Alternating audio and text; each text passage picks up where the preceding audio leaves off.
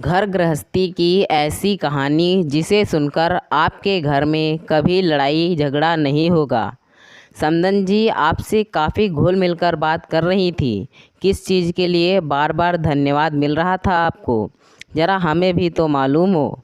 मेहमानों से विदा लेते ही महिपाल जी ने तब से मन में उमड़ घुमड़ रहा सवाल पत्नी के सम्मुख दाग दिया। कुछ खास बात नहीं, अभी जब मैं बच्चों के पास रहने गई थी तब उनका घर थोड़ा अच्छे से सेट करके आई थी, तो बस उसी के लिए। ओह, आप औरतें भी ना घर गृहस्थी से ऊपर उठ ही नहीं सकती।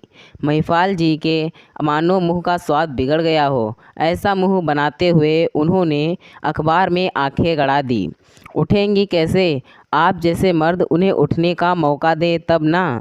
मन ही मन सोचती मालती जी बैठक समेटने लगी। इतने बरसों से वे अपने पति को देखते आ रही थी, जानती थी पुरुषत्व का अहम उनके कूट कूट कर भरा है। ऐसे आदमी को बदलना तो दूर, उसके संग निभाना भी बहुत बड़ी बात है। अक्सर जब हम अपना परिवेश बदल नहीं पाते तब खुद को उसके अनुकूल ढाल लेने में ही समझदारी मान लेते हैं। मालती जी भी इसी पथ पर अग्रसर थीं, लेकिन उन्होंने ठान लिया था कि अपनी बेटी तन्वी को वे अपनी तरह निर्बल नहीं रहने देंगी। उसे न केवल आर्थिक रूप से बल्कि मानसिक रूप से भी पूरी तरह आत्मनिर्भर बनाएंगी। भाई अनूप की तरह ही तन्वी का पालन पोषण भी खुले वातावरण में हुआ। लाडली बेटी का मोह महिपाल जी को उस पर कोई भी पाबंदी लगाने से रोकता रहा। परिणाम स्वरूप तन्वी ने न केवल उच्च शिक्षा हासिल कर अच्छी नौकरी पाई, बल्कि शादी के बाद घर बाहर की जिम्मेदारियां भी बहुत अच्छी तरह संभाल ली। तन्वी के व्यावसायिक उन्नति और सुख संपन्न गृहस्थी मालती जी को असीम सुकून से भर देती। आखिरकार उनकी तपस्या सफल हुई। पत्नी प्रेम ना सही, बेटी का प्रेम तो उनके पति को कुछ बदल सका। बेटा अनूप भी उच्च शिक्षा हासिल कर अच्छी नौकरी में लग गया था। मालती जी को बेटे के किसी लड़की तारा के साथ प्यार की भनक लग गई थी। उन्होंने एकांत में उससे सब उगलवा भी लिया था, पर माँ बेटे महिपाल से यह सब कहते डर रहे थे। पता नहीं वे इसे किस रूप में लें। अनूप ने तो सब कुछ माँ पर छोड़ दिया था। मालती जी उपयुक्त अवसर की तलाश में रहने लगी। शीघ्र ही उन्हें यह अवसर मिल गया। उस दिन तन्वी के सास ससुर मिलने आए थे। तन्वी के साथ साथ उन्होंने महिपाल जी और मालती जी की भी प्रशंसा के पुल बांध दिए कि वे बड़े प्रगतिशील विचारों वाले अभिभावक हैं, जिन्होंने अपने बच्चों को हर तरह की शिक्षा देकर उन्हें इतना योग्य बनाया है। महिपाल जी गर्व से फूल उठे। समधियों के जाते ही मालती जी ने अनूप का प्रसंग छेड़ दिया था। अपने बेटे की उम्र भी अब शादी योग्य हो गई है, हमें उसके लिए भी तन्वी जैसी कामकाजी और साथ ही अच्छे स्वभाव व गुणों वाली लड़की ढूंढ लेनी चाहिए। हाँ हाँ, क्यों नहीं। और धीरे धीरे उन्होंने तारा की बात पति के कानों में डाली। उसे हर तरह से अपने परिवार के काबिल बहू बताकर पति को मनाया। महिपाल जी राजी हुए तो अनूप से भी ज़्यादा खुशी मालती जी को हुई। धूमधाम से तारा परिवार की बहू बनकर आ गई। 4 दिन परिवार के साथ बिताकर वे फिर से अपने कार्यक्षेत्र वाले शहर लौट गए थे। तब से वे बराबर उनसे वहां आने का आग्रह किए जा रहे थे। तारा के माता पिता तो एक बार जाकर आ भी चुके थे। मालती जी का भी बेटे की गृहस्थी देखने का बड़ा मन हो रहा था, पर महिपाल जी को दुकान से फुर्सत ही नहीं थी। उन्होंने मालती जी से अकेले ही हो आने का आग्रह किया। आपने तो मुझे कभी घर से बाहर भी अकेले कदम रखने नहीं दिया, और अब चिंता ना करो, यहाँ से मैं प्लेन में बैठा दूंगा और वहाँ अनूप लेने आ जाएगा। 2.5 घंटे के अंदर तुम अपने बेटे के घर पहुँच जाओगी, कोई परेशानी नहीं होगी। प्लेन ने उड़ान भरी तो मानो मालती जी के विचारों को भी पंख लग गए थे। मालती जी को एक नई ही दुनिया का आभास हो रहा था। अनूप लेने गया था, वह उनसे घर के और दीदी के हालचाल पूछ रहा था, लेकिन मालती जी का ध्यान उसकी बातों में कम आसपास की दुनिया को निहारने में ज़्यादा था। पूरे रास्ते में वे कार की खिड़की से उचक उचक महानगर की गगनचुंबी इमारतों को निहार रही थी। घर आ गया था। नौकरानी ने दरवाज़ा खोला। तारा कहाँ है? एक ही राउंड में 2 बेडरूम का छोटा सा घर घूर लेने के बाद मालती जी ने पूछा था। ऑफिस चली गई। मैंने रास्ते में बताया तो था कि उसका जल्दी का टाइम है, इसलिए वह सुबह 7 बजे तक निकल जाती है और ऑफिस भी दूर है, इसलिए वह 7:30 तक निकल जाती है। अब मैं नहाकर निकलता हूँ। बाई आपको चाय नाश्ता दे देगी और खाना भी बनाकर रख जाएगी। तारा रात 8 बजे लौटेगी और मैं 9 बजे। आप तब तक आराम करना, टीवी देखना। कहते कहते अनूप बाथरूम में घुस गया था। मालती जी जिस उत्साह से आई थी, यहाँ घर की हालत देखकर वो सारा उत्साह ठंडा पड़ गया। सारा घर बेतरतीबी से बिखरा हुआ था। यहाँ वहाँ कपड़े, किताबें, अखबार बिखरे पड़े थे। टेबल और बेड पर जूठे कप, ग्लास के निशान बने हुए थे। बाई ने जूठे कप, ग्लास उठाकर धो डाले थे, झाड़ू पोछा भी कर डाला था, पर वे निशान अभी तक मालती को मुंह चिढ़ा रहे थे। मालती जी दूसरे बाथरूम से नहा धोकर निकली। तब तक बाई जा चुकी थी और अनूप निकलने की तैयारी में था। वह उन्हीं के लिए रुका हुआ था। अच्छा माँ, शाम को मिलते हैं, कहकर वह भी निकल गया। मालती जी एक पल को तो खाली घर में ठगी सी खड़ी रह गईं, पर दूसरे ही पल उन्हें खुद पर ही हंसी आने लग गई। इतनी ऊंची उड़ान भरकर आ रही हूँ, पर सोच अभी तक छोटी की छोटी ही रही। अरे अब जब पति पत्नी सुबह ही काम पर निकल जाते हैं तो यह सब तो होना ही था। क्या उन्हें पहले से ही अंदाज़ा नहीं लगाना चाहिए था कि घर की हालत ऐसी ही होगी? अच्छा हुआ महिपाल जी साथ नहीं हैं, वरना वह उन्हें संभालती या घर को। चाय नाश्ता करके मालती जी काम में जुट गई थी। शाम तक घर चमचमाने लगा था। उन्होंने डिनर तैयार किया और बच्चों की राह देखने लगी।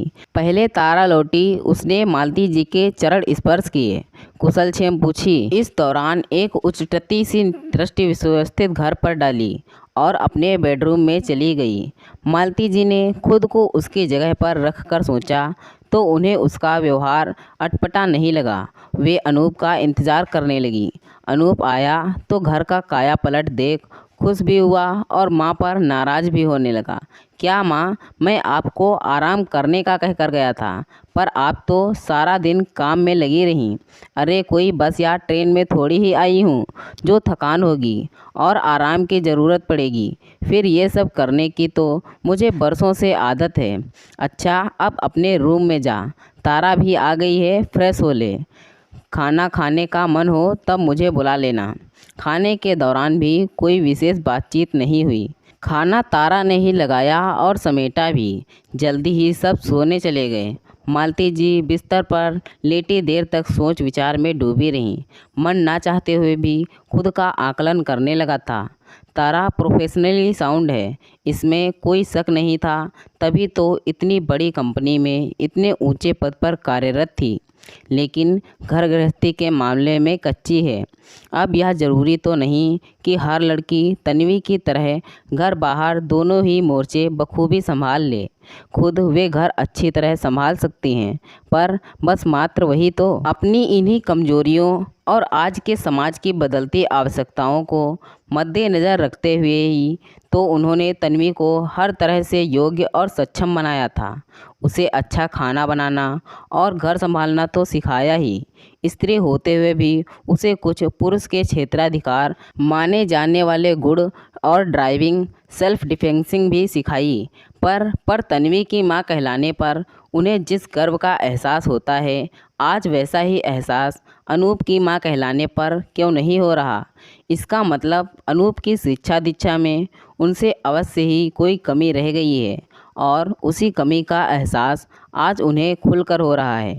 उन्होंने यह तो स्वीकार कर लिया था कि बदलती सामाजिक व्यवस्था में तन्वी को अपने स्त्रियोचित गुणों के अलावा कुछ पुरुषोचित गुण भी सीखने होंगे, लेकिन कभी यह नहीं सोचा कि बदलती सामाजिक व्यवस्था में अनूप को भी स्त्रियोचित गुण सीखने की आवश्यकता पड़ सकती है। वे सारा दोषारोपण तारा या उसके परिवार वालों पर कैसे ला सकती हैं, जब उनका अपना सिक्का ही खोटा हो। हम माएँ बेटियों को पुरुषों के कार्यक्षेत्र में उतरने के लिए प्रोत्साहित करती हैं, इसे समय की आवश्यकता बताकर समाज की वाहवाही लूटती हैं, लेकिन बेटों को यह सोचकर घरेलू कामों से दूर रखती हैं कि यह तो स्त्रियों का कार्यक्षेत्र है, इसमें उन्हें व्यर्थ ही अतिक्रमण की कहाँ आवश्यकता है। क्यों घर संभालना सिखाऊं? जब हम महिलाएं ही हमारे कार्य को हेय दृष्टि से देखेंगी तो पुरुषों के मन में उन कामों के प्रति सम्मान कैसे जगाएंगी? यह हमारी परंपरागत रूढ़िवादी सोच ही तो है कि हम अपने बेटे को डॉक्टर, इंजीनियर या वैज्ञानिक बनाने का सपना तो देखती हैं, पर सिर्फ नर्तक या चित्रकार बनाने का नहीं। देर रात तक मालती जी विचारों के ऐसे ही ताने बाने में उलझी रहीं। सवेरे देर से आँख खुली, फ्रेश होकर बाहर आईं, तब तक तारा ऑफिस निकल चुकी थी और अनूप सोफे पर पसरा अखबार के पन्ने पलट रहा था। मालती जी ने रसोई में झांका, वहाँ दूध की थैलियाँ रखी थी। तूने दूध नहीं पिया? अभी बाई आकर दूध और अंडे उबालेगी, और बाई नहीं आई तो तब तो मैं ऑफिस जाकर कैंटीन में कुछ खा पी लूँगा। मालती जी को कोई आश्चर्य नहीं हुआ, उनकी परवरिश उनके सम्मुख थी। बचपन से बड़े होने तक उसने घर में जो देखा समझा था वही अब तक दिमाग में था। मालती जी उसे अपने साथ रसोई में ले गईं, गैस जलाना सिखाया, एक पर दूध तो दूसरे पर अंडे उबालने रखे। आप यह सब कुछ मुझे क्यों सिखा रही हैं? अनूप हैरान था। तारा, घर चलाने में तेरा कंधे से कंधा मिलाकर साथ देती है ना? आर्थिक जिम्मेदारियां तुम दोनों शेयर करते हो। हाँ, कल शाम वह बाजार से सब्जी राशन लेकर लौटी थी ना? हाँ, तो उसे पता है क्या लाना है और बाजार भी उसके रास्ते में पड़ता है। जब वह तुम्हारी जिम्मेदारियां बांट सकती है तो तुम उसकी क्यों नहीं? पर मुझे यह सब कहाँ आता है? घर पर पापा भी तो नहीं करते हैं। हमारा ज़माना अलग था, स्त्री पुरुष के कार्यक्षेत्र स्पष्ट विभाजित थे और वे उसमें संतुष्ट थे। अब ज़माना बदल गया है, आवश्यकताएं बदल गई हैं, तो तदनुसार सामाजिक व्यवस्था भी बदल रही है। क्या तुम चाहते हो कि तारा नौकरी छोड़कर घर बैठ जाए, मेरी तरह मात्र चूल्हा चौका संभाले? नहीं, यह कैसे हो सकता है? मैं अकेला कैसे कार की, मकान की ईएमआई दे सकता हूँ? तो फिर उससे अकेले ऑफिस और घर की जिम्मेदारी संभालने की उम्मीद भी तुम कैसे कर सकते हो? तुम्हें उसकी मदद करनी होगी बेटे। तुम उसके बाद घर से निकलते हो, बिस्तर, लिहाफ आदि झाड़ कर समेट कर रख सकते हो, कपड़े, अखबार तह कर रख सकते हो। जितनी दिन मालती वहाँ रहीं, अनूप को कुछ ना कुछ सिखाती रहीं। बाई को भी उन्होंने बच्चों की पसंद की कुछ सब्जियाँ आदि बनाना सिखाई। अपनी अनुपस्थिति में रोज़ शाम के लिए सब्जियाँ काटने और आटा गूँथ कर रख जाने की ताकीद की। अभी तक तारा यही समझ रही थी कि मालती जी अकेले सारे दिन काम में जुटी रहकर रसोई सहित पूरा घर सुव्यवस्थित किए रहती हैं, इसलिए वह हर वक्त शर्मिंदगी और ग्लानि से भरी उनसे नजरें चुराती रहती। लेकिन उनके जाने के बाद भी व्यवस्था वैसे ही बनी रही तो उसका माथा ठनका। हकीकत जानकर अपनी सास के प्रति उसका सिर श्रद्धा से झुक गया। पहले घर में घुसते ही उथल पुथल देखकर उसका सारा मूड चौपट हो जाता था। बिखरा घर समेटते समेटते वह थक कर चूर हो जाती थी। फिर खाने के नाम पर पुलाव या नूडल्स के अलावा उसे कुछ नहीं सूझता था। लेकिन अब ताला खोलते ही साफ सुथरा जमा जमाया घर, रसोई में कटी सब्जियां और गूथा आटा देखकर उसका मन प्रसन्न हो उठता। अपने लिए चाय चढ़ाकर वह दूसरी गैस पर सब्जियां छौंक देती और फिर अनूप के लौटते ही गरम गरम फुलके उतारकर दोनों साथ खाने का आनंद लेते। गृहस्थी एक व्यवस्थित ढर्रे पर चलने लगी तो जिंदगी में स्वतः ही रस घुलने लगा। खींच और चिड़चिड़ाहट का स्थान प्यार और रोमांस ने ले लिया था। इस बार तारा के माता पिता आए तो गृहस्थी का पलटा हुआ रूप देखकर खुश हुए। अपनी यही खुशी आज तारा की माँ मालती जी के सामने व्यक्त कर रही थी और बार बार उनका आभार जता रही थी। मालती जी की मन मोह लेने वाली प्रतिक्रिया थी। बहन जी, ज़िंदगी में खुशियाँ बैंड बाजे के साथ भी आ सकती है और दबे पाँव चिपके चिपके भी।